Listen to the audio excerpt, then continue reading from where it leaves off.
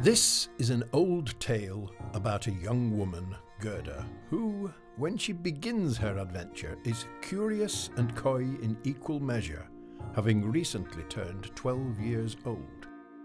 But Gerda's story is much longer in the tooth than she.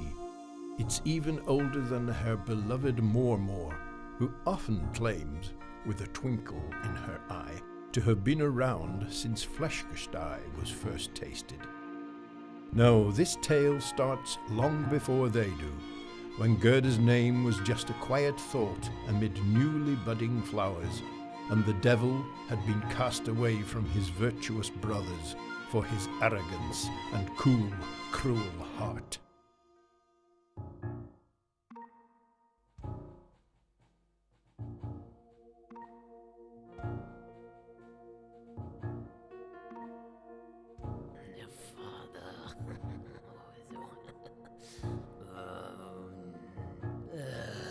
Dawn is nigh, and I have wasted the darkness shivering idly in hell to please my father. Ugh, how dare he punish me like this? And for what? Earth? His precious humans? Well, they are as disgusting and repugnant as every creature that dwells among the soil. You would be forgiven for assuming that hell burns hot like fire. Instead, the devil's father had cursed him to spend eternity in a cavernous frozen tundra, to rule over the ice and dark. On Earth, in the day when the spangled sun sauntered between trees and the warm breeze whispered to the birds their song, the devil rested beneath the ground on his frozen throne, cold and bitter. If only he could see how repulsive they really are. The devil formulated a plan. He forged a mirror from hell's foul ice that reflected nothing but the ugliest landscapes imaginable.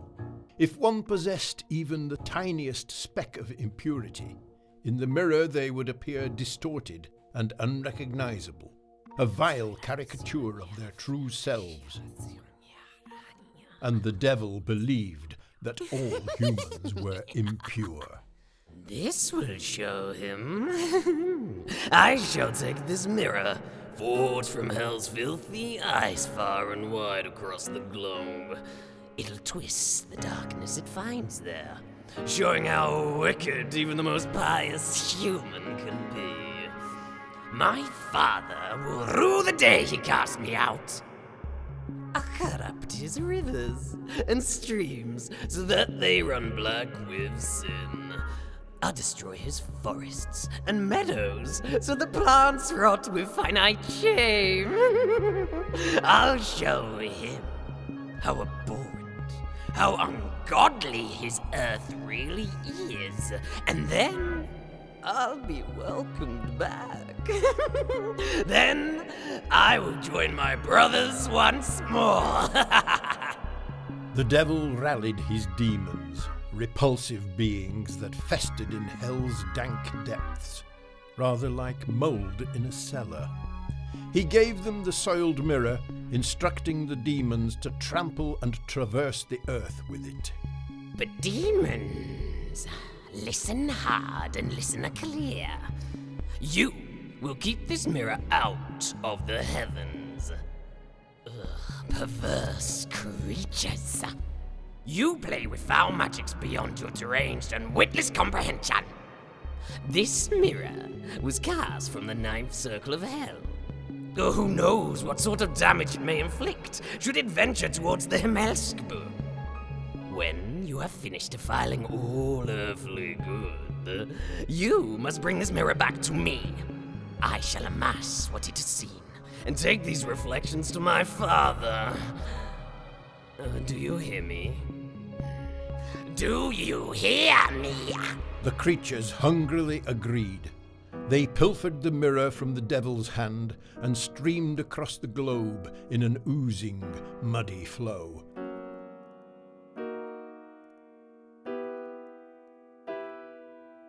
The demons snickered as they saw images of bloody war and famine across peaceful nations.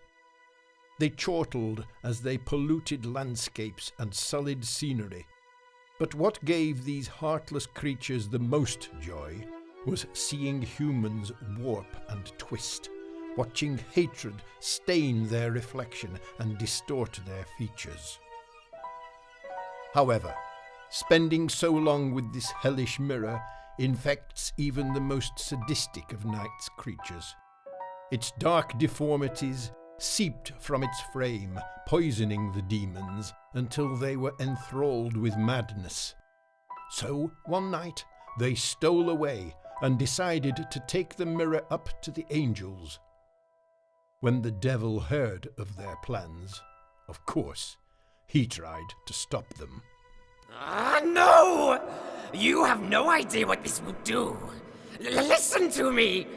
There is no impurity amid the heavens! Listen! But the demons would not listen to the desperate devil. They flew high with bitter intent. Their eyes gleamed with manic laughter, and as they rose higher and higher amid the clouds, the mirror seemed to join in. Among the heavens, the mirror could not find a single speck of evil to feed or fatten. So splintered into hundreds of millions, billions and more icy pieces that each fell to the earth like acid snow. Every speck of the mirror retained the same power as the whole mirror had possessed, the power of ice and hell to sour humanity. Only this time it was not just in reflection. It is agreed, however, that the worst fate of all was that of a lovely young Danish queen, who, when the snow fell, was crying tears of sorrow at the hands of her disloyal love. At the moment the sullied ice tumbled to the earth, the queen looked up to the angels for a sign. The fragments fell and froze the tears in her sparkling eyes, shielding the heavens from her sight. Suddenly, everything was glacial. The world had changed in her very vision. As the queen stood there, sick to the stomach with the cruelty she saw and pain she felt, a shard of the mirror struck her in the chest, piercing her beating heart. Never again would she be troubled with petty human emotion, for her blood no longer ran warm, but cool, as her heart froze as cold as ice.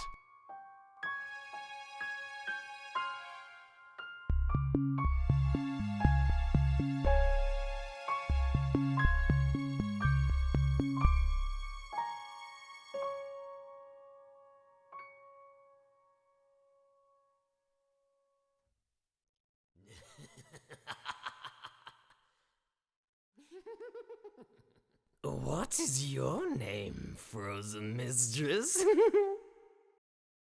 I am the Snow Queen.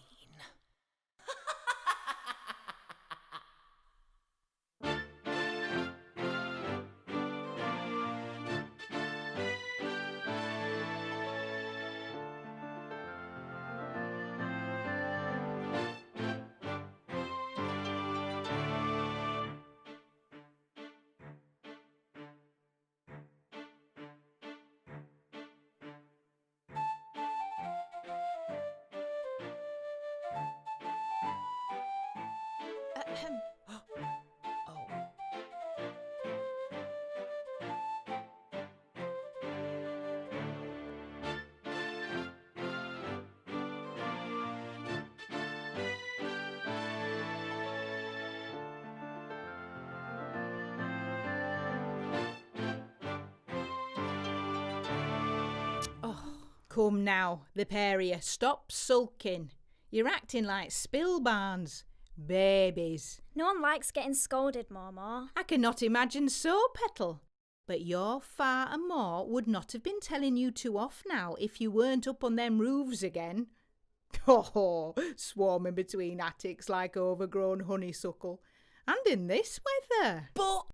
No buts, young man. This behaviour was all right when you were Lilla Beedar, just a sprog. But if people see you creeping across to one another's bedchambers these days, there'll be talk. Would it slay you to use the front door? Climbing's more fun, and I've only a few weeks of the season left till I must return to Hurlufsome and learn history and, arithmetic.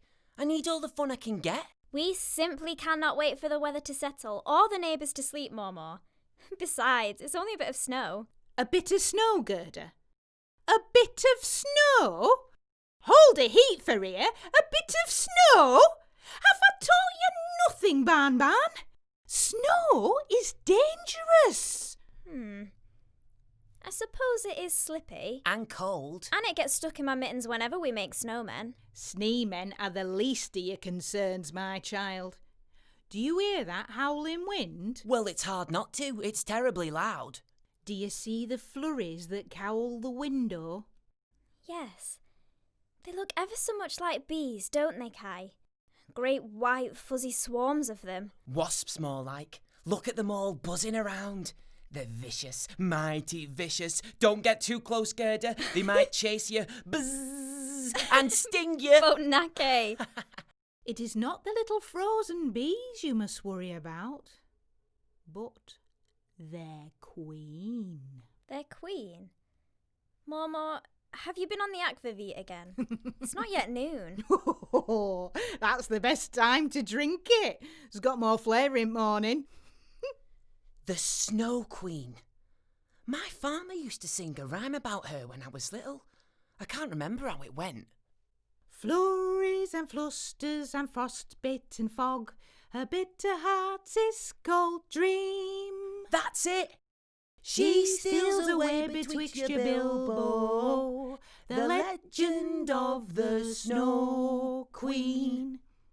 She's never been in any of my Bilbo. And I read far more than you, Kai. It is a scary story, little Petal. For the Snow Queen used to be human, a kind royal, so I've heard, with terrible taste in men.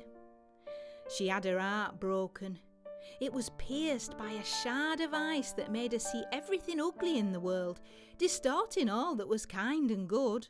That's horrible. Indeed. Now, when the shard touched her heart, the Snow Queen transformed into something cruel and wicked, beautiful as ice, but with a soul as frigid as the frost that surrounds her. Few have seen her in person. Fewer still have lived to tell the tale. But you know when she's here, for she controls the ice and snow. So for Himlin School, put a coat on when you go outside. What does she want? It is said she marauds the city streets on dark winter nights, looking for victims to twist and distort.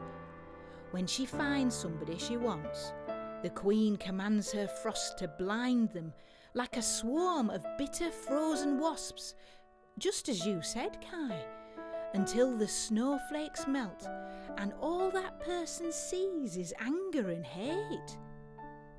This cold, dark hatred fills them up from the inside until their own heart is as glacial as the Snow Queen's, and they turn entirely to ice. I think I preferred the fuzzy snow bees. Are you scared, Gerda? What? No. Just a little cold. Why, are you? Of course not. I got into a fight last term at school. You know, a proper one with fists and feet and everything. I showed him what's what. So some silly Snow Queen would be no match against me. I'd defeat her with my eyes closed. How would one go about defeating her anyway? You have to be pure of heart. A heart that's full to the brim with love, forgiveness and compassion can never be frozen. What do you mean? Love will get you through even the harshest of winters. Easy. Don't worry, Gerda. I'll protect you. I love lots of things. I don't need protecting, Kai. I'm 2 and 10 years of age. I can handle the Snow Queen. But I'm 3 and 10, practically a grown man, so I've got a whole year on you. Plus, well, you're a girl. What's that supposed to mean? You're all girly. You know, you're not as... Kai! Or as... Girls can do anything that boys can. In fact, I'd wager we could do most things better. Not true. Not at all true. Just yesterday I beat you in chuck farthing. Yes, but you cheated. Did not. Did too. Did not. Stop! No more arguing in my attic. You'll disturb the nullermen, and I haven't the energy to wrestle them back into the corners this morning. All right, let's settle this once and for all. Outside. We can have a sledging race to decide who's better. I'm sure I'll win. I don't think so, Kai. But, all right. Last one to put on that outerwear's a soggy snowflake. Oh, what? That's not fair. Mine are next door. You better hurry up then. Oh, Gerda, wait. Gerda! 3, 2, 1, go! Yeah! You're cheating. Stop. No, I'm not. Catch me if you can. Oh, wait. Gerda. That night, before Kai settled down to sleep, he heard a chilling melody from the street outside his window. Det är snedronnings trist melodi. Jävlar får åt den man jag älskar. Få banorna djävulen får I vitt. Come up to min frostne sang. On the cobblestones, beneath an unlit street lamp, there stood a woman that possessed glacial beauty. She was fine and almost translucent, her skin seemingly made of blinding, twinkling ice. Her eyes were a cold, frigid blue, reminding Kai of a frozen pond. They had very little expression in them, blank like a sheet of new snow. She nodded at the window and gave a smile more sinister than reassuring.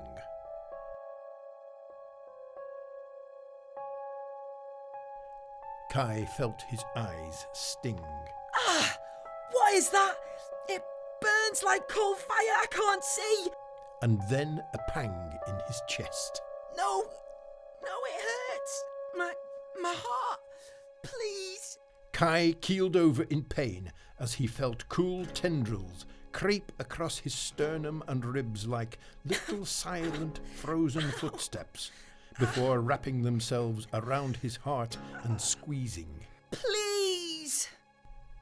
After a moment or two, the pain dulled and his vision cleared. Kai rose to his feet, clammy and cool, his expression twisted into a cold sneer.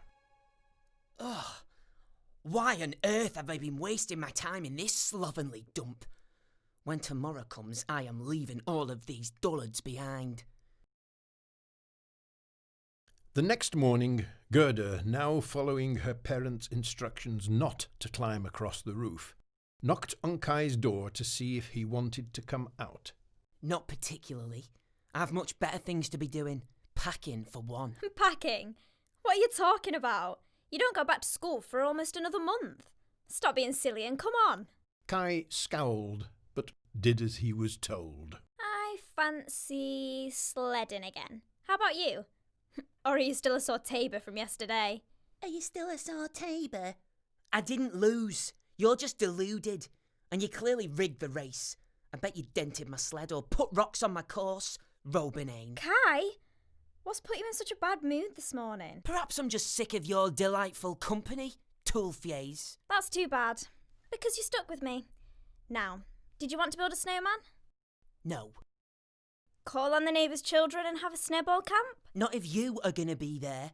Well, if you insist on being such a colossal oaf, I've heard that Oddliff's sledging on the hill down by the lake. He's supposed to be really, really quick. So, we are going to sit, watch, and cheer him on. Boring. Or, if you don't have anything nice to say, you don't have to speak at all. Now come on! The two walked across town and through the fields to where Oddleff was sledging on a thick, snow-topped hill. Gerda smiled as they approached. Oddleff was a funny boy, a year or two older than Kai, but with such a sweet temperament. He took very little offence to anything. Luckily, Gerda thought. Greetings, Oddleff. Oh, Gerda, my girl. Aren't you a sight for sore eyes? I was intending to call on you in the next couple of days to plan another Snebble camp after your team walloped mine last year. And is that my old friend Kai? Oh my goodness! Well, it has been an age since I last saw you. How is school? As dreadful as mine, I hope. Not as dull as you presently are. Kai! Oh, don't worry, dear Gerda. Old Kai's just having a joke with me, the rascal. Have you come to watch me sled? Unfortunately. We have. We've heard that you're excellent at it. Oh, well, I do my best. I am a little rusty after the pleasant weather, but though I don't like to brag, I am still rather good, I'd say. Ugh. I bet.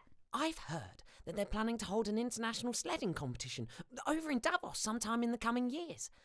I hope I may qualify for it when it begins. Unlikely.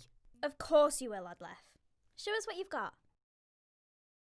And then he was off, hurtling and winding down the hill with such speed and control it was almost like he was a professional. Gerda watched with awe, clapping and cheering the boy as he ran up the hill to go again. Kai, however, shared no such enthusiasm. As Odlef jogged to set up for a second time, Kai sneered to himself and began gathering the surrounding snow. He rolled it up into a fat, round snowball. Then, when Odlef jumped on his sledge, Kai hurtled the icy globe at him with uncharacteristic malice. Kai, what are you doing? Stop! The snowball hit poor Odlef, who tumbled off the sled, landing face first into a great pile of snow. What? What's the matter? You said you wanted to start a snowball fight, Gerda. Well, here you are. Throw one, go on, hit him. He deserves it, with all that bragging about his sledding skills. But Gerda didn't want to throw another snowball. Alas, Kai still wasn't finished.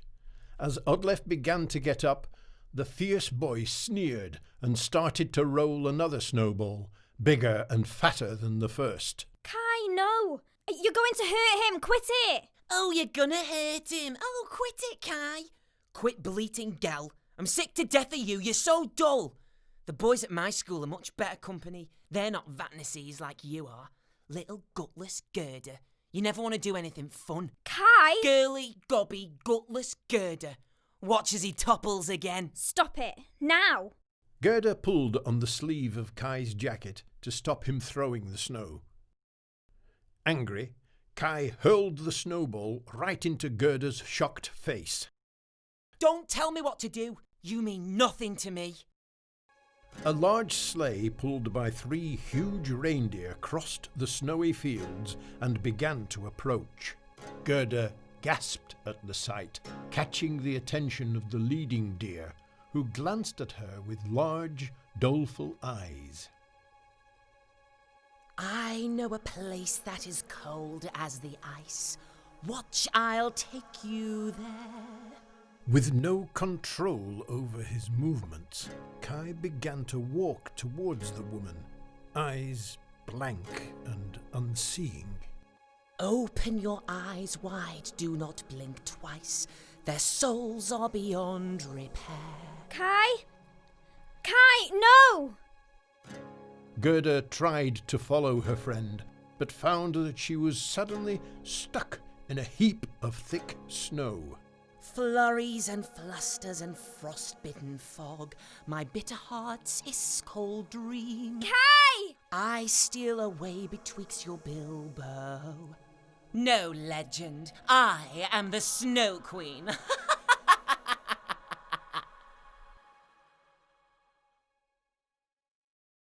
Gerda gradually became unstuck.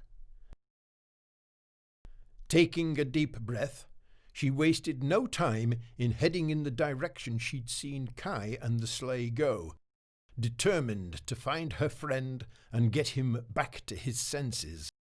That oaf! Why on earth would he... No, I can't think like that. He clearly needs my help.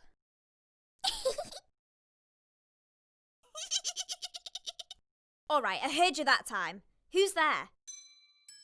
Oh, your flowers. Yes, flowers. A tremendous tulip. A delightful daffodil. And a very vivacious violet. What are you laughing about? I've lost my friend. He's been kidnapped and I'm looking for him. There isn't much funny about that. Lost?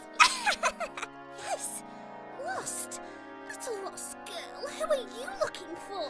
I just told you. My friend Kai. A big sleigh came through here. Did you happen to see anything, Tulip? Violet? Daffodil? See? She said see. See? Do we see? Do we have eyes? Perhaps we saw something like that. Who's to say? See here. Are you going to help me or not? We might. Little lost girl. Oh, let's help!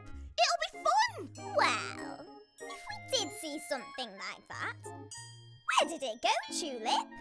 The forest. Or the path. Perhaps neither. What if it reached into the sky? With the ho-ho-ho? No. The forest. Or the path. Gerda looked up to see a forest stretching out to her right and a path on her left. The flowers continued to laugh to themselves as they told her the way. Perhaps the forest. The forest, little lost girl. Doesn't that sound like fun? I don't know. I can't remember. Fun! It'll be fun! Oh, so much fun! Oh. Okay then. The forest it is. I'm coming for you, Kai. Shaking her head, Gerda strode into the forest. Soon, however, the trees began to close up around her, blocking out any natural light from above. She rigidly followed the woodland road and swiftly came upon a small clearing with dozens of paths leading in all different directions. Oh dear. Which way? This isn't... I think... I can't remember. Those pesky flowers.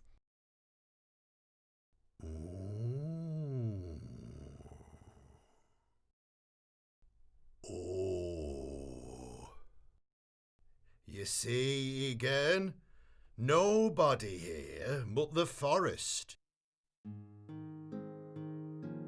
Gerda jumped. For a moment or two, she thought a tree had been uprooted and was wandering through the forest. That certainly wouldn't have been the strangest thing she'd seen that day. But she soon realized it was a man, or something not unlike one, twice the size of her, maybe 3 times, and covered in moss and foliage. I'm here.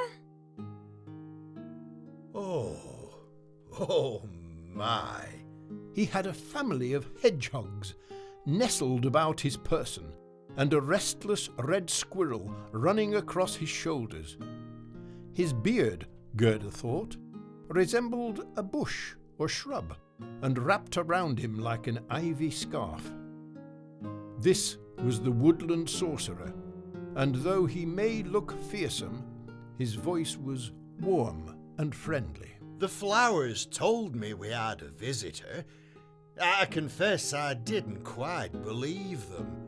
Dreadful liars, most of them are. They fill your head with pulp and pollen until you don't know whether you're coming or going, or sitting or standing, or whether you've put on your underrobes that morning, as it happens, but I won't trouble you with that story. I can't remember it, really. I've had Egan remind me ever since. What a good fellow. Egan? Is that your squirrel? Who? Egan? What about him? He's a good fellow. Who? Egan! Oh, have you met him? My right-hand rodent. What a good fellow. Speaking of which, Egan, you'd best go check on the bluebirds. Spruce and Sky are due hatchlings any day now. Or perhaps Iris and Admiral. No, I was right the first time, I think. Now, where was I? Ah, yes, the flowers. I once spent, well, it must have been 2 years among the rose beds one time, trying to remember whether I'd put the teapot on to boil. Of course, by the time that I'd figured it out, the pot had gone cold, and nobody likes cold tea. Oh, are you lost, my child? I'm not lost. Or, I don't think I am anyway. I'm looking for... Oh, what am I looking for? My name's Gerda. Who are you? Who am I? Well, that's an awfully difficult question. I suspect if you came to me yesterday, I might have had a different answer. But who knows? Certainly not me. Do you not know who you are? Do you know who I am? You're a man. Or a tree. Or both. And you're kind to animals. Though, I'm not really sure. I just met you. Well, if that's who you say I am, then I've just met me too. I have to say, I sound like rather an interesting fellow. Do you really not remember? I only remember the important things these days, I'm afraid. Everything else tends to fall out of my ears at some point or another. I never know quite how long they'll stay. Minutes, months, it's hard to say. Now, you look hungry, Gerda, so let's get you something to eat before we forget. Now that you mention food. Gerda's stomach was gurgling and rumbling. The old sorcerer seemed kind, if a little scatterbrained, so she decided to follow him through the forest. It's been a long time since I've been able to make food for a guest, I think. Most definitely. Are there no other people around? I can't remember. I don't believe so. Just me and my forest.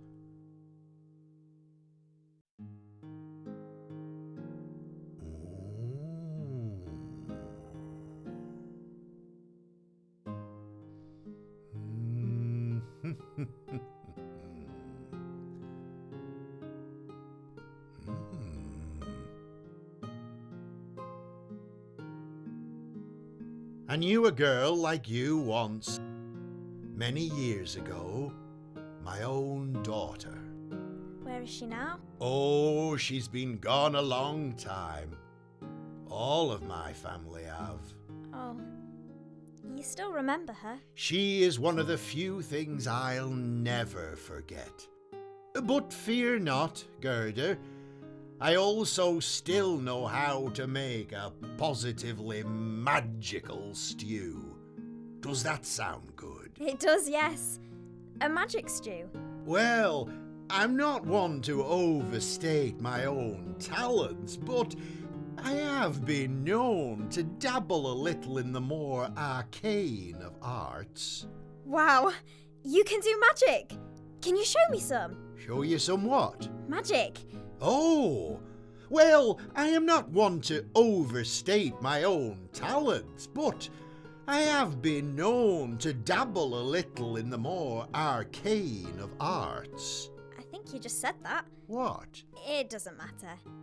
The sorcerer began to feel ever more excited about his new guest. It had been a long time since he'd spoken to anyone that wasn't covered in fur or photosynthesizing. So, little Gerda, tell me, why were you in my forest today anyway? Oh, I was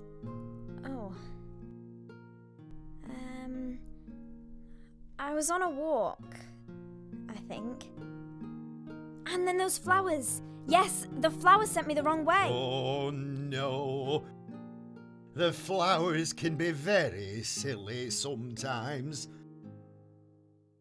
Still, what fortune that you were sent to me.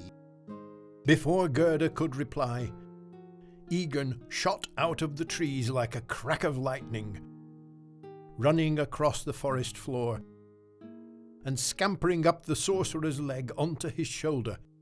The little red squirrel appeared to be whispering in his ear. Oh, indeed. They're hatching now.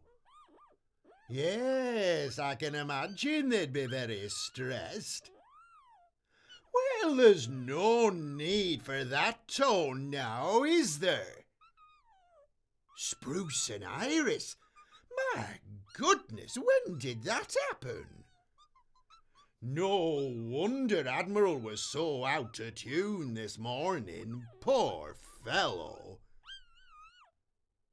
If you'll excuse me, I've just got to see a bird about some eggs.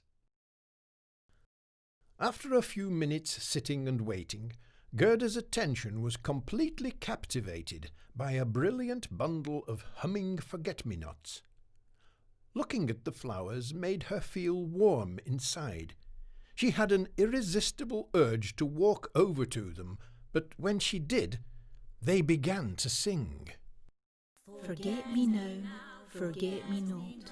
What then I knew, I thus forgot. Forget me not, forget me now. What once was lost can hence be found.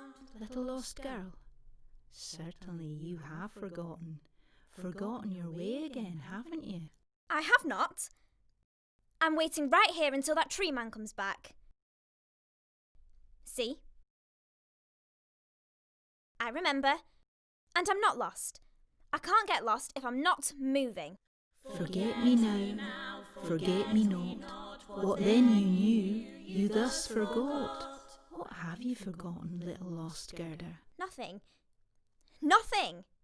Forget me not, forget me now. What once was lost can hence be found. This forest is magic and old. You haven't forgotten why you came here, have you? No. No, Oh. Oh! Kai! Of course! How could I have not remembered? I need to find the sleigh right away. Forget-me-nots, do you know which way to... But Gerda noticed that the forget-me-nots had disappeared. Only the faint, lingering memory of their humming remained. Still, they had done enough. They had reminded her what she was supposed to be doing. It was at this unfortunate point that the sad sorcerer returned, covered in feathers. Egan, to his credit, was dusting them off the man with his great bushy tail. Oh, I'm sorry, but I have somewhere to be. I'm supposed to be looking for my friend. Do you know the way out of here? You're leaving, my child? Are you sure I cannot convince you to stay? I'm sorry, my friend is very important to me, and he might be in danger. I can't stay. Oh, very well then. I can't remember the way out myself, but I'm sure if you ask nicely, Egan will take you. Egan? Please, Egan, I need to rescue my friend Kai. The squirrel twitched his whiskery nose for a couple of seconds, whispering to the sorcerer. No, you heard her, Egan. She can't stay forever. She's looking for... Oh, what was it? An old pet? She's lost her dog. The poor girl. Thank you, Egan. And you, kind Mr. Tree Man. I hope you remember who you are. And forgive me for leaving you. My child, there's nothing to forgive. Unless you've committed several atrocities while I was off tending to the birds. Which did happen once, if I recall. Thank you for visiting an old wizard. Sometimes I think the world has forgotten me as much as I have the world. But while I may not know who I am, I don't think that I can ever forget you.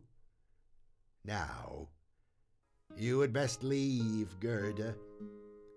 When I become sad, so do the trees, and they will wail. It is truly heart-wrenching. I do not want you to witness it. Run, Gerda, quickly, quickly. I hope you find, oh, what was it? Enlightenment? Gerda ran, following a scampering eagle as she tried to drown out the wails, and soon found herself at the edge of the magical forest. Shaken from the experience, Gerda wasn't sure where to go, but she knew one thing: she would not be distracted from finding Kai anymore.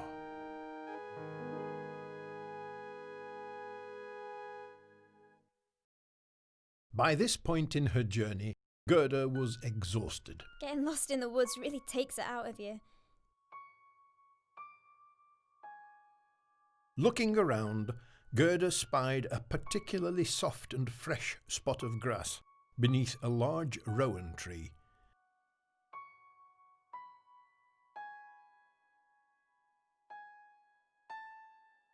She sunk down onto the patch with her head in her hands. I'm never gonna find Kai at this rate. In the blinding light of the cold winter sun, her back resting against thick bark, Gerda's recent misfortunes all seemed to catch up with her. She thought of her Mormor's warning about the Snow Queen, a warning they'd ignored, and of the lonely wizard she'd just left, whom she feared would forget their encounter. Finally, her thoughts turned to Kai, dear, sweet, insufferable Kai, who'd been stolen from her and condemned to an icy fate. It was all too much.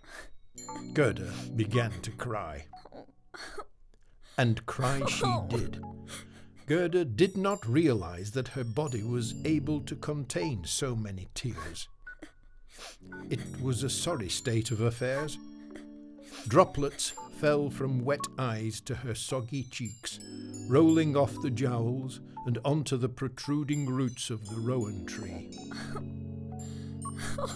A minute or two passed when, without warning, a small, soft weight dropped from the branches of the tree.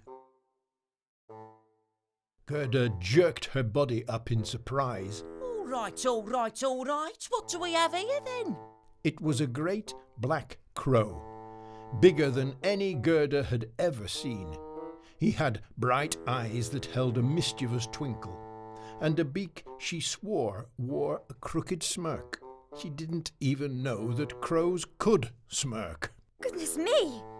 It's rude to land on a lady unannounced, you know. Why, it's rude to get a crow's best thinking tree all soggy as well. It is. Washes away the thoughts. And I have few of them enough already. Bird brain, you see. Oh, I'm sorry. It's just... I'm awfully upset.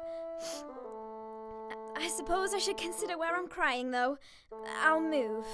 No, I didn't say that, did I? I wouldn't be a crow worth me feathers if I sent you away in this state. Me wife would have me sleeping with the sparrows. You're married? To another crow? Well, technically speaking, she's a woodpecker, but we don't go broadcasting that round like. Met her a couple of days after hatching, and before I knew it, she was hankering after eggs of her own. Now, let's have your name, little fledge. It's Gerda, Mr. Crow, sir. Please. Mr. Crow, sir, was me father. Call me Colin. Colin the 14th, if you will. It's a family name. 20 cord of me brothers have the same one. It's a lovely name, Mr. Colin. Aye. I would have preferred something a bit more distinguished. Corbin, maybe. Colum or such like. But I suppose it suits me well enough. That's enough yabbering about me, though. What's got you blubbering, Mistress Gerda? Gerda pondered for a moment. He seemed like a trustworthy crow, as far as crows could be trusted. She'd never met one before. In the end, she looked into his beady eyes and saw kindness in their dark depths. She decided to tell him everything. Well, you see, Gerda revealed to Colin how the Snow Queen had ruthlessly captured her best friend Kai, and that she needed to find him quicker than a hat in a squall, because he was, at this very moment, at risk of freezing from the inside out. and then I almost got kidnapped too. By a kind, magic tree man with a squirrel friend and extremely ignorant floral arrangements. Don't you be talking to no flowers. And never get directions off a daffodil. Too busy sunning themselves to be paying attention to much else. Learned that the hard way. The crow began to think. He was thinking very assiduously by the looks of it. Kai, you say? And he passed through here about a day or two ago.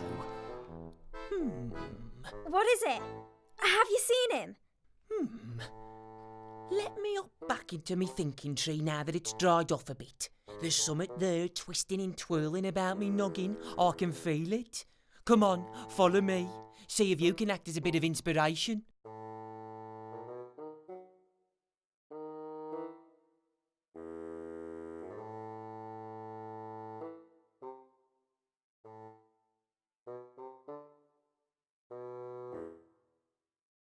What does he look like then? Your Kai? He just looks like a regular boy, really. That's not too much to work with, Fledge. Give me something else. Easy on the eyes. He's a little handsome, I suppose. Less so recently. One's attractiveness dims when they suddenly become an inordinate know-it-all. Though, I suppose that wasn't his fault. Smart chappy then? Depends who you ask. Enjoys a debate? Very much so. Long hair? Warm clothes? Shorter than mine, but lengthier than it should be. Needs a good trim. And yes, they are a little shabby.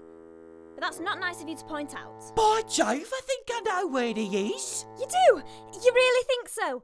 Where? By and large, he's gone and shacked himself up with a princess, leaving you out here to fret and worry.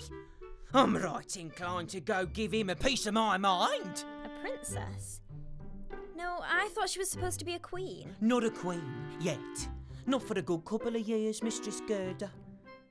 And this one, this princess, she's a real smarty beak. Doesn't even need to sit in a thinking tree to be clever, just does it. Decided she wanted to get married a couple of weeks back, bored she was. So, she put a monogram in the local paper, something about wanting an husband just as smart as her. Every man and his dog turned up, it's true. Me wife's friends with some of the palace doves, visits a lot. Not a fan of doves myself, avoid 'em when I can. Course, Princess turned 'em all down. The suitors, not the doves. Not clever enough for her. Most men who say they're smart tend to be anything but. Well, till your Kai turned up anyway.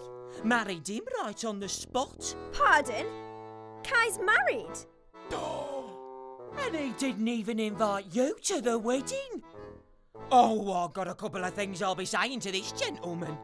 I hope he likes the taste of feathers, 'cause I'll be giving him a rootin' tootin' feather dusting crow roast sandwich. Can you take me to him? Please. I'll lead you right to him, by right I can. But first, you gotta dry those tears up for me, Fledge. There's a good chick. Don't want to let him know you're hurting. The great-titted, yellow-warbling, blue-footed booby. Colin? Language. Sorry, Mistress Gerda.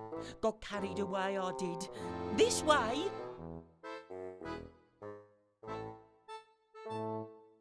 So, Colin the Crow took Gerda this way and the next, until finally they reached the castle, her feet sore and shoes pinching.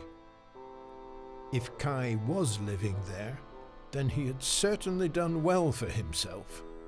I'll just let the wife know we're here. She'll get us in. Cordelia! Gerda heard some rustling, and out from a nearby tree sprang another bird, smaller than Colin, with a reddish sheen to the back of her head. Cha! Colin, what have I told you about making such a racket? Anyone would think you're being raised without a nest. Who this? My name's Gerda. It's nice. Colin, what is she doing here? Now, Cordelia, pet, I'm just Picking up strays again. Ugh. Did you not learn your lesson with that mermaid? Sea foam she is now. Or the girl the size of a thumb? Impractical. Some people can't be helped. Why is it your poor unfortunate souls are always women? Colin? He has told you that we're married, correct? I did. I told her I did, didn't I? He did. I'm a married crow, I says. An happily married crow. Well, I don't know what to think, do I, Colin? When you're not out picking up a waif and a ragamuffin, you carve out him with the wood pigeons. It too much, Colin. It too much. Ay, that was the caterpillar's pet. You know that. Makes me all wiggly. Can't tell me beak from me feathers after them. He brought me to you, ma'am, because I was distressed. He said that you'd be upset with him if he left me, because you're, so kind. Did he know? I did. Me cootiful, tender-hearted wife. And he talked about you lots on the way. He said you were, Hatchling sweethearts, the love of me life, me one and only, the wind beneath me plumage. Precisely. Well, I suppose that's all right then. What did you need me for? Gerda and Colin explained the situation, the theatrical crow often wildly exaggerating in parts before Gerda tempered the tale. She requested an audience with the prince and princess to determine Kai's welfare and hopefully persuade him to come back home. Don't think you're off the rook, Colin. But I'll help you, Gerda chick. And if it's the prince you're after, you can't take him. Smug little Wissenheimer. He has been doing my tail feathers in all day. No, you stay here for a couple of minutes. I shall go squawk with the palace doves. See what I can do. And while I'm gone, Colin, blooming well behave. You better be here when I get back. With that, off Cordelia flew, over the palace gates and across the lake, before disappearing out of sight. While they waited, Colin entertained Gerda with a couple of games of tic-tac-crow, all of which he lost, before he spied his wife again in the distance, surrounded by a number of beautiful white birds. Ugh. Doves. Colin, old bean, frightfully good to see you again. Colette mentioned that she thought you were avoiding us, but I said, blast, that's poppycock. He must have migrated for the winter, and here you are. Good sport. Aye, Cornelius. Would love to talk further, but this here's a time-sensitive case, you see. Absolutely, old boy, that's why we're here. No time for a chinwag. We must schedule one of those later, though. We'll be lifting Miss Gerda over the wall in a jiffy. I'll get my best boars on the job. That's what you call a male dove, you know. Boars. Ah, you have told me. We'll be on it till we're cream-crackered, though it should be a doddle. The girl will be gallivanting over to the palace quicker than you can say spit-spot. Thank you all so much. You've been wonderfully helpful. You're welcome, Gerda chick. His royal pain in the beak is in the garden. You'll see him immediately. Let's get a move on then, Fledge. I got a bone to pick with the young prince. You, Colin Crowrock the 14th, are staying with me. The last thing she needs is you barreling in there, tinking with your feathers before your little bird brain. But... It's all right, Mr. Colin. I'll be fine. I'll let you know how it goes. At Cornelius's command, the birds began to flap their wings in unison, up and down, up and down, Put your wings into it! lifting Gerda from the ground and over the great wall. That's it, boys! Spit spot! Gerda found herself standing in a vast garden. There, inspecting the shrubbery, was a boy with his back to her. The nape of his neck was brown and shaggy, just like Kai's, but his clothes were much fancier than she'd ever seen her friend wear. Kai! Oh, The boy turned. you're not Kai. Oh, astute observation. I am Prince Anders, formerly Anders. Never yet have I been referred to as, Kai. 'Tis but a simple name, undoubtedly for a simple boy. I am not the least bit simple. In fact, I have earned several awards for the sheer breadth and depth of my complexity. Kai is not simple. You take that back. Such a redundant statement. Like, fireproof kindling. I am unable to take back words I have already expressed. You ought to educate yourself. And you ought to learn some manners. Manners? I have no use for those. I am rather intelligent, you see. Although I have been told that it is unbecoming to say so. Manners would simply impede upon my gifts.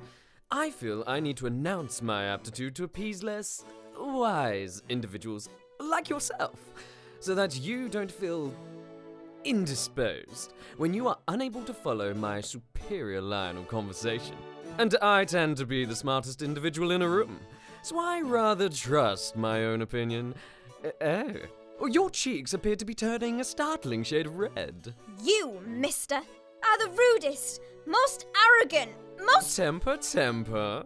A bear with a sore head is the mammalia with the dullest wits. How dare you? And what I mean by that is... I know what you mean. It's your hair-splitting way of calling me stupid. Well, you should know that just because you're a prince and a boy and you know lots of things, it does not give you the right to be unpleasant. You claim to be smart, but your behaviour leaves a lot to be desired. I'll have you know. But the prince never did have her know. For at that moment, Colin, who had managed to escape his wife's clutches, barreled onto the scene and, spying Gerda, face flushed and eyes damp, immediately jumped to his own conclusions. You foul, frill-necked... He squawked and cawed, flapping his wings at the haughty prince, who was extremely startled. I beg your pardon. Leaving her for a princess. Who is this crazed bird? And she came all this way. Colin, this isn't... I haven't the foggiest idea. You buff-spotted, orry buff-leg. What on earth is going on here? From seemingly nowhere, out strode the princess, past the blooming flowers, interrupting Colin's tirade. Her face was stern and her steps purposeful. This curgulin shag has broken the heart of me little Fledgia. Colin, this isn't Kai. Why, of course it isn't. Isn't Kai? This... Oh. Well, in that case, I'm very sorry, Your Highness. I'm a passionate crow when... Glancing at the bumbling crow and her spluttering husband, the clever princess felt a hint of amusement twitch at her lips. She looked to Gerda to update her on the day's shambolic events. Start from the beginning, please. So, Gerda told the wise princess all there was to be told. As her tale went on, the princess's concern for this poor girl grew and grew. When Gerda explained the verbal altercation she'd just had with her husband, the princess chuckled. Oh, pay him no heed. I do apologise for my husband's behaviour. He's new and, possibly temporary. Anders is an acquired taste, certainly, but he does keep me entertained. Most of the men that wanted to marry me agreed with everything I said, hoping that it would endear them to me. Anders has taken it upon himself to disagree with everything everyone says, which brings about its own problems. But I do so enjoy a good parley. And I always win. You have been through quite the ordeal. Come to the parlour, we must have tea, and I'll see whether the cook may rustle up some Brussels cakes. Sugar is excellent for shock. Oh, I couldn't impose. I could. Butter biscuits, you say? Well, we have been through somewhat of an awful shock, haven't we, Fledge? This crow is very wise. Plus, I have an awfully sweet tooth, so any excuse for a biscuit.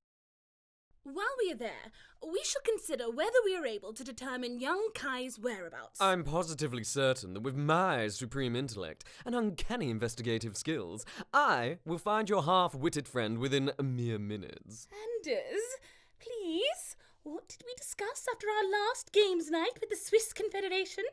Yes, a ruler that's humble will never stumble. Precisely. Now, you and your crow companion must stay here for the evening in the palace.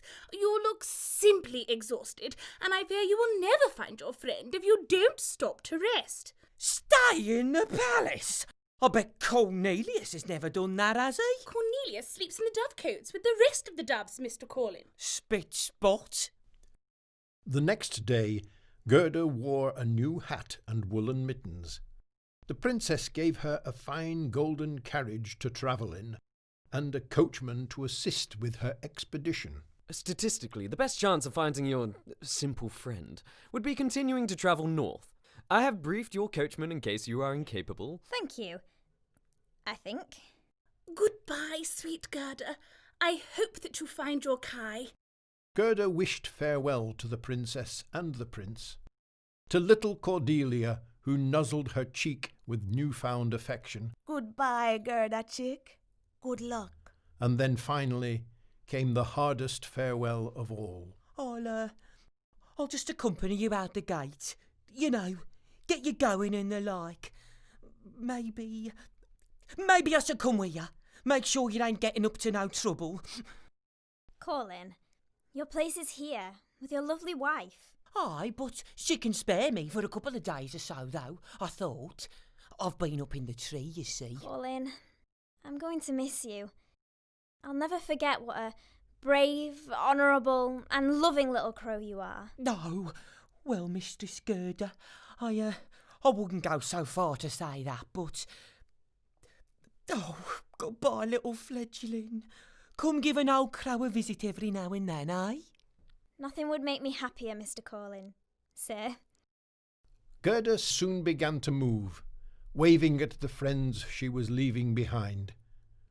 Colin flew up into the sky and flapped his wings back for as long as he could still see the carriage, which glittered like spangling sunshine against the cold winter horizon. Gerda's carriage shone like a single gleaming star in the night. It was so bright, in fact, that it dazzled a robber woman and her son, who had set up camp in the woods, hoping to ambush any unsuspecting gentlefolk that passed through. Gold! Look! It's made of gold! Like flies, the pair attacked the carriage, which was, truthfully, not the most inconspicuous mode of transportation. With crude, blunt daggers, they slashed and hacked, coldly slaughtering the plump coachman. Then, with equal vigour, they wrenched poor Gerda from the safety of the carriage and held her up to inspect. The old wicked robber woman surveyed her like she was meat on a butcher's slab. The woman twitched her coarse whiskers and wriggled her thick, bristly eyebrows in excitement. Pretty one. A princess, no doubt. We'll get a lot for her hair and more for her teeth. She's as good as a little fat lamb. We can sell her for scraps. Ouch! The old woman clutched at her elbow. It was bleeding profusely, with droplets pooling into a small, murky claret puddle on the ground. Her son's long, unkempt fingernails were stained red. For a little brat! She's mine. I want her. And a rest and a vendor. You cannot have her. The woman rolled her eyes in disdain. No manners. It's like you were raised by beggars and thieves. Oh, wait. You were?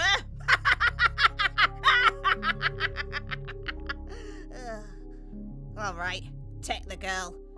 There'll be more where she came from soon, sure as the knickers on me rump. The boy grinned. He was bigger than Gerda and much broader, with strong shoulders and sun-worn skin, which suggested that he spent a lot of time outside, probably robbing people. His eyes were dark as the bird's, but much less happy than Colin and Cordelia's.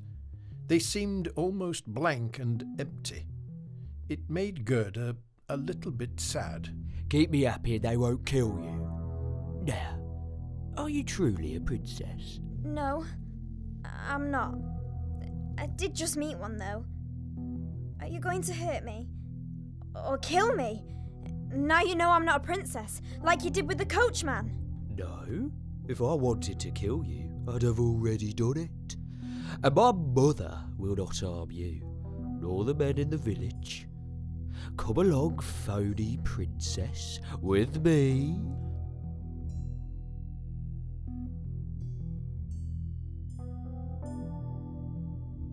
The pair walked through the forest. The boy pulled Gerda along by her sleeve, dragging her to his house.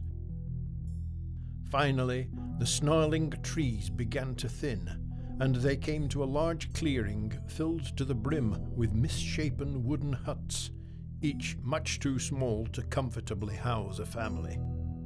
As they went, they passed a bonfire that billowed smoke, making Gerda cough and splutter. On the fire, there was a large cauldron of soup, or possibly stew, the colour of mud, bubbling and gurgling away. His home looked like a long-forgotten farm or animal circus. You're to stay with my animals till I decide what to do with you. I'm to stay out here. The boy ignored her, plucking a dirty-looking knife from a secret cleft in the tree. Hold on, I thought that you weren't going to hurt me. I'm not. Don't you have knives stashed where you live? Not really, no. Pity. I just like to play with my pets. Look. With a disconcertingly steady hand, the robber boy let the knife glide over the shivering reindeer's neck. The reindeer grunted. The poor animal fixed his large, sad eyes on Gerda before looking back to the floor. Stop it! He's clearly upset. We have to keep this one tied up. We stole him 2 or 3 days ago and he's a rascal. Every evening I tickle his neck with my knife, just to remind the poor dear not to run away. Oh, this animal seems familiar. Mr. Reindeer, please, what's your name?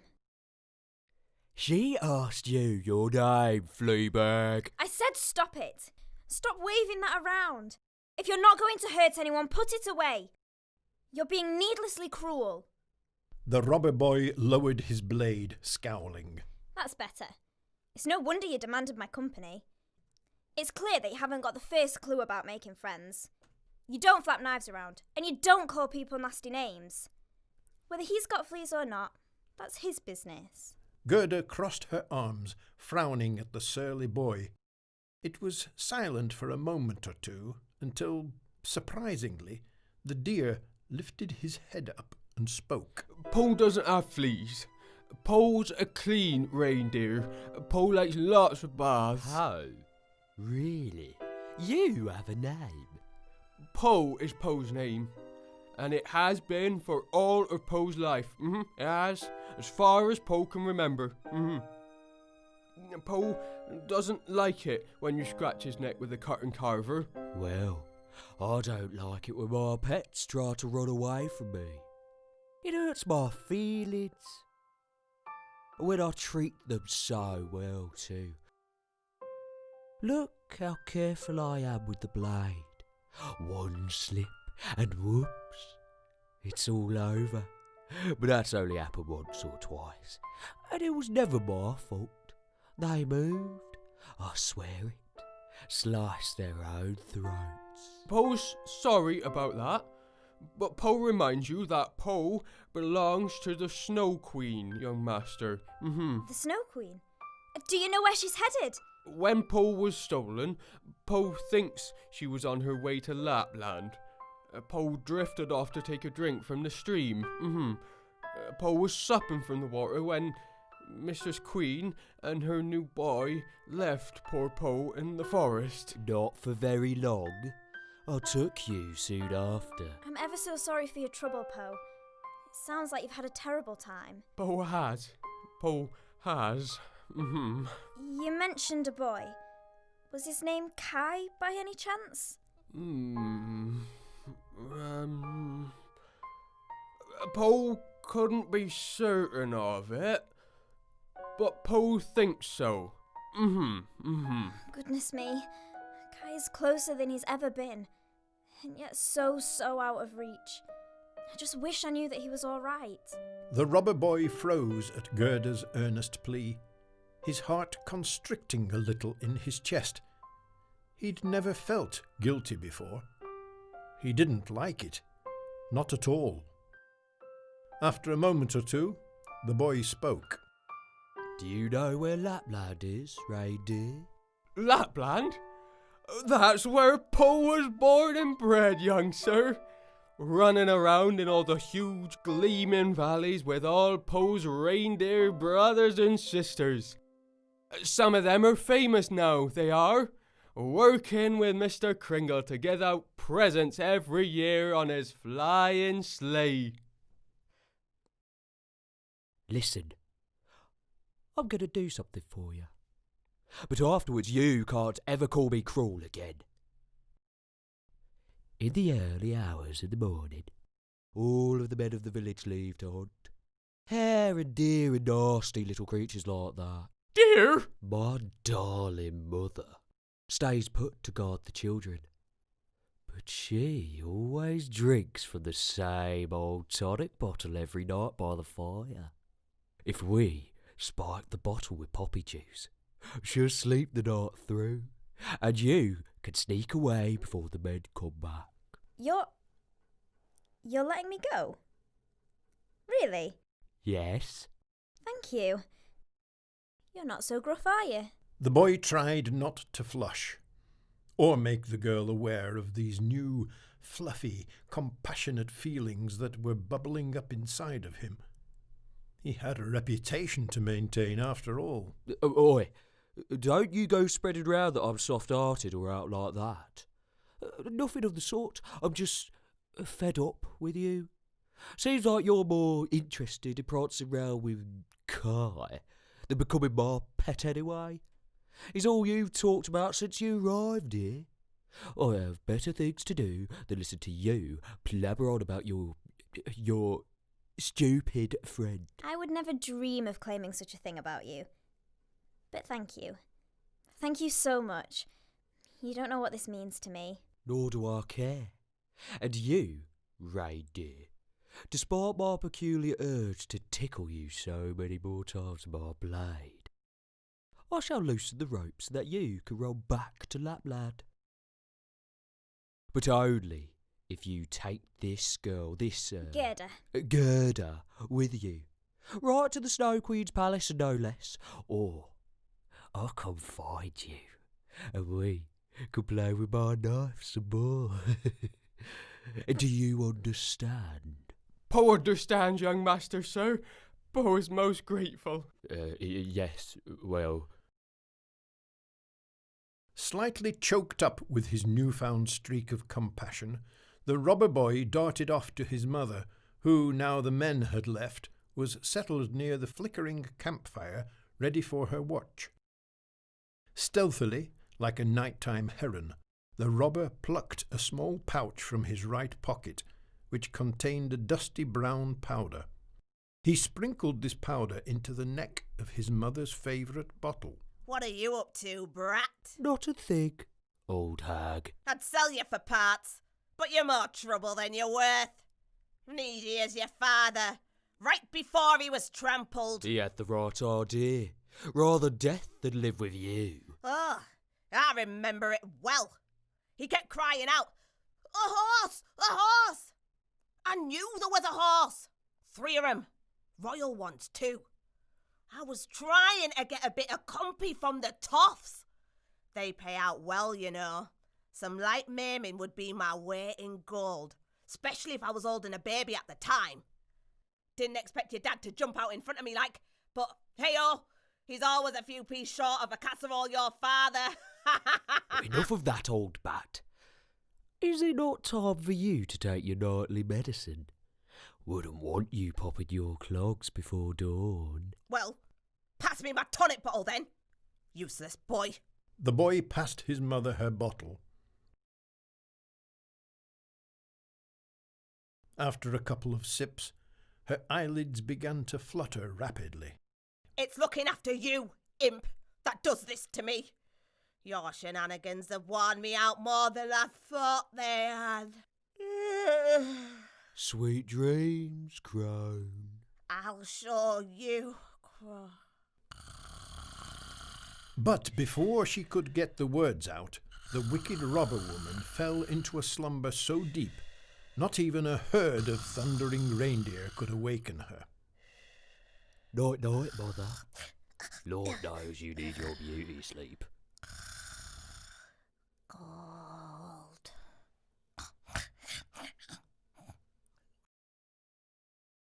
Right, it's time. Gerda was so overwhelmed by his act of compassion that tears began to burgeon at the corners of her eyes. The boy turned pink. Oi, none of that. I can't stand you blubbering and wailing. You should be looking pleased. I am pleased. You have a big heart under all of that dirt and violence. I will not forget this. Trying to conceal his blush, the boy used his knife to slash through the rope that bound Poe the reindeer. Off you go, Poe. Make sure that you take good care of her. Pull well, young master. Pull well. Goodbye, kind robber boy. I hope that we meet again soon. Gerda gave him a kiss on the cheek that made his eyes widen and his neck turn a curious shade of red. With that, Gerda climbed onto Poe's back, and as dawn rose, they galloped through the village and into the forest once more on their way to Lapland. Kai was blue with cold. He sat crumpled in a heap in the centre of the Snow Queen's frigid throne room. He could not cry because each tear froze as it formed, falling from his cheek and smashing against the icy floor. Everything was ugly, so very ugly. Kai knew that he did not have long left, but he had become so bitter he could barely bring himself to care. Nobody's coming for you. Why would they? Not after how you treated them. You were so very cold. Your heart will soon be a block of ice, and sure enough, your body will follow. You'll make a wonderful addition to the collection I have amassed over the years. Such a handsome boy. Isn't that impressive, witch? That is the ice speaking. I love to hear it. What is it like, Kai, to be so numb? Leave me alone. Oh, none of that, please. It's your fault you're here, you know. Thousands and more failed to heed the legend's warning. I know you know how it goes. Sing me the song, little snowdrop. Pretty please. With snowflakes on top. You wish, Harpy. I do. And I always get what I wish for. Now sing to me, Kai. Please. Let me dance to your frozen demise. It's such a beautiful melody. Flurries and flusters and frostbitten fog. Her bitter heart's iskall dream. Kai! Gerda burst through the castle doors, riding on the back of dear Po, who, with the cold breeze in his fur, looked like an altogether new reindeer. She hopped off his back and ran forward as fast as she could. But before Gerda could reach her dear friend, she was met by a cruel and imposing figure. Not so fast, little girl. It's terrible manners to storm into someone's home uninvited. And worse, to trot in on my missing reindeer. Join the others. Oh, did you intend to pilfer my prisoner too? A thief and an intruder. Child, I'm disappointed in you. He's my best friend, not your prisoner. And Poe, your reindeer, you deserted him without a second glance. How cold you must be. I've had to say goodbye to so many people, and trees and crows and flowers on my journey. Each one has weighed upon my heart. Gerda tried to run to Kai, but felt a cold slither of frost worming its way round her ankles. The snow clumped together, forming whirling tendrils that pawed at Gerda's legs, encasing them each in an icy mass. You didn't think it would be that easy. Gerda pushed and kicked her feet with all her might, smashing the ice that coated them. She looked toward Kai once more, but came face to face with a steely regiment of flurrying snowflakes. These cold, icy blasts began to swirl and flutter angrily, like furious wasps, leaving stings and nicks on poor Gerda's arms. In a show of defiance, Po sidled up to the girl, attempting to shield her from the onslaught. No, no, no!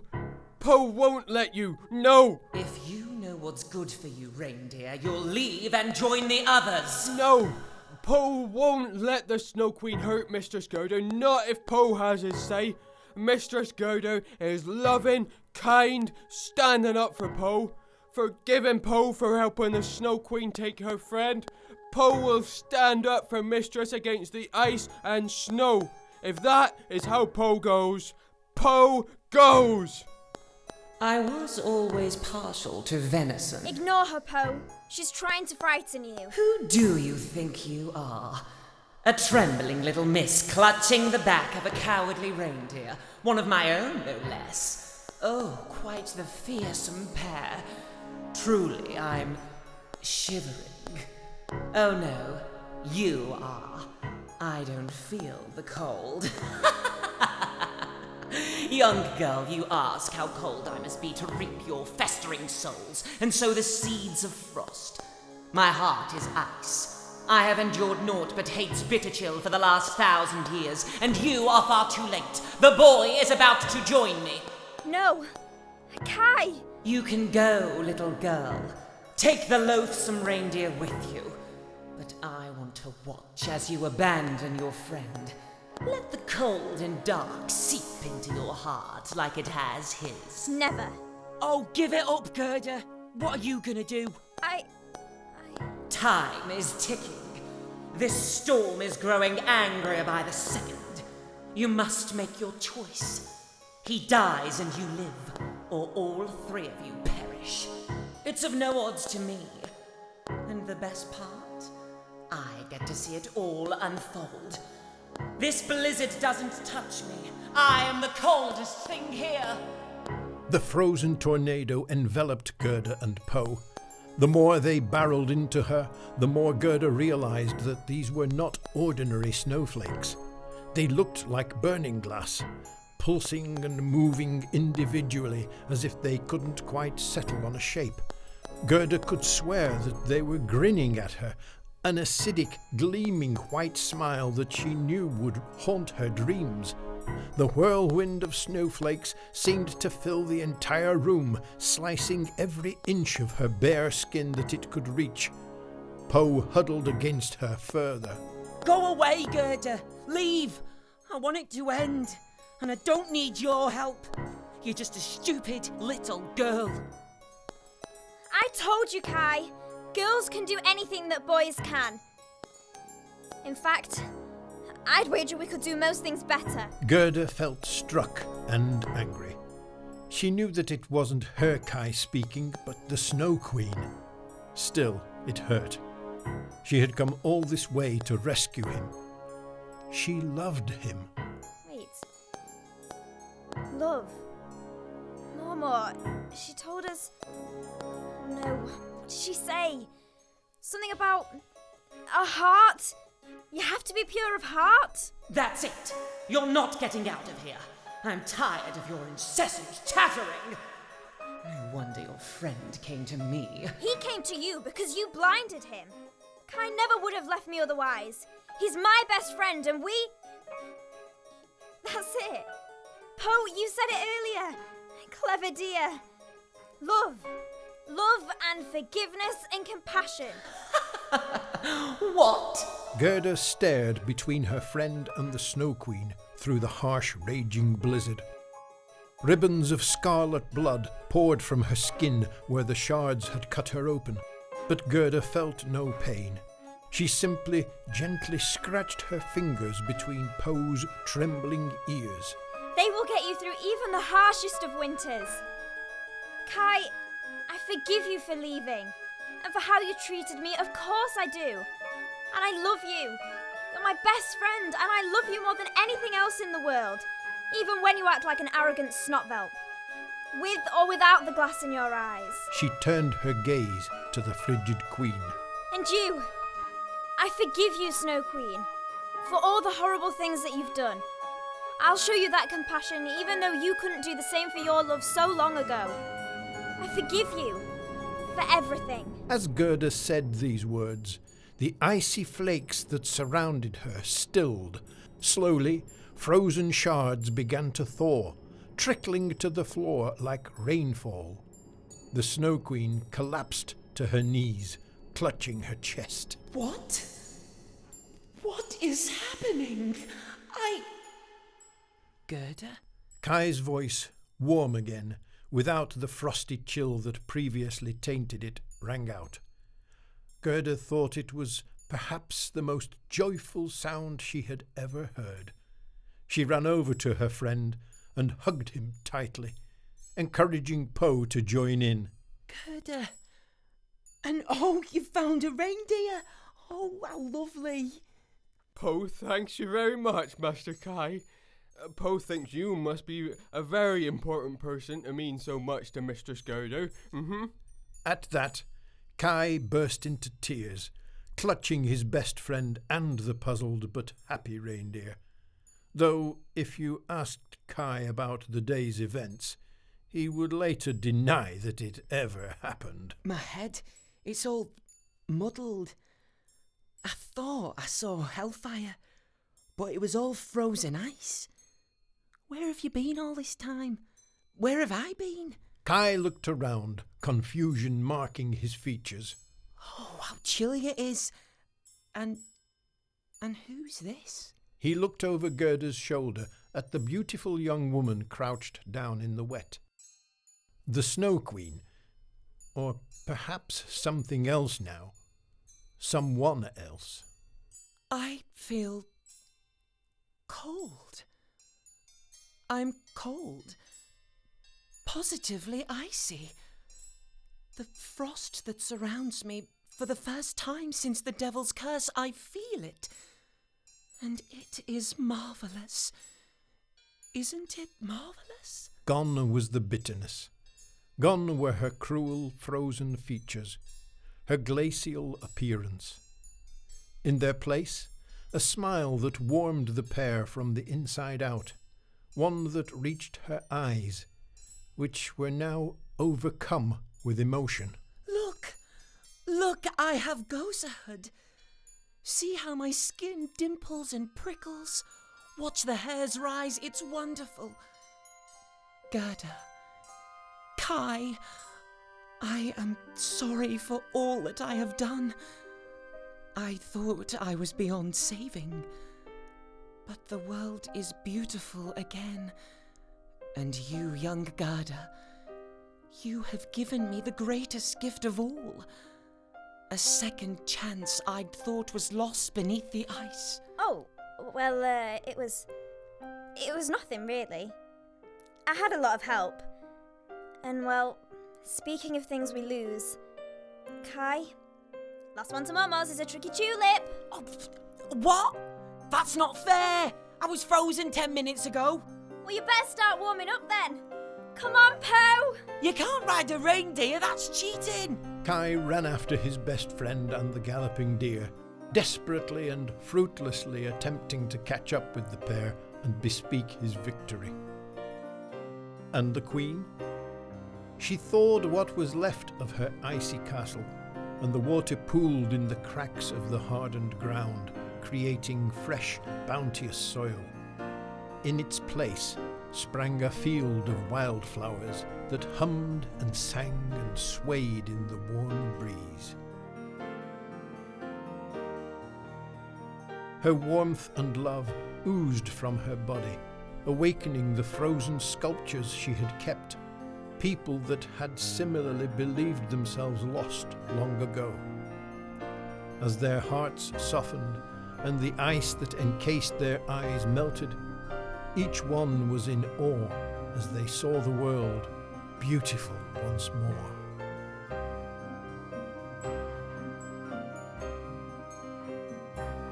Who are you?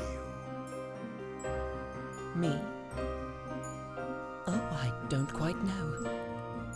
But I look forward to finding out. Forgive me now, forgive me not, the love and care she once forgot. Forgive me not, forgive me now, with Gerda's help her heart is found. The end.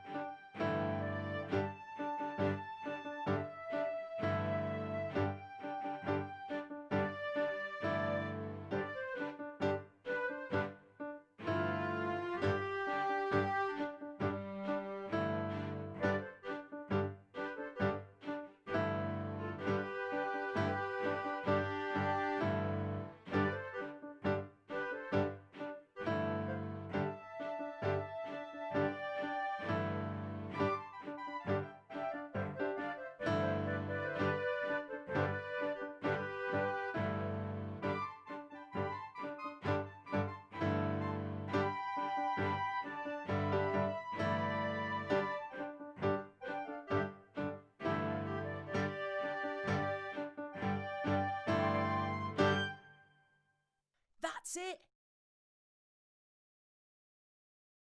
Kai!